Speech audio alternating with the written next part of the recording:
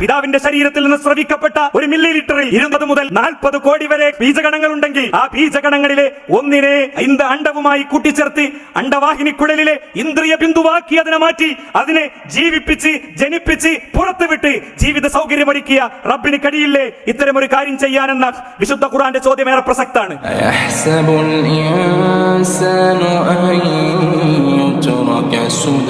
മനുഷ്യൻ വിചാരിക്കുന്നുവോ അവൻ വെറുതെ വിട്ടേക്കപ്പെടുമെന്ന്?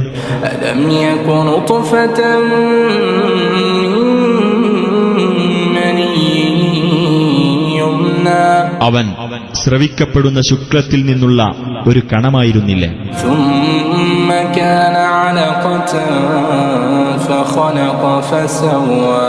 പിന്നെ അവൻ ഒരു ഭ്രൂണമായി, എന്നിട്ട് അല്ലാഹു അവനെ സൃഷ്ടിച്ചു സംവിധാനിച്ചു.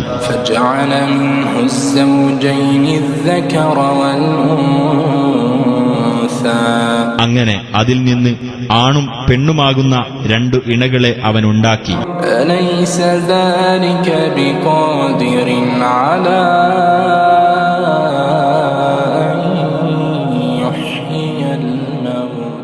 അങ്ങനെയുള്ളവൻ മരിച്ചവരെ ജീവിപ്പിക്കാൻ കഴിവുള്ളവനല്ലേ?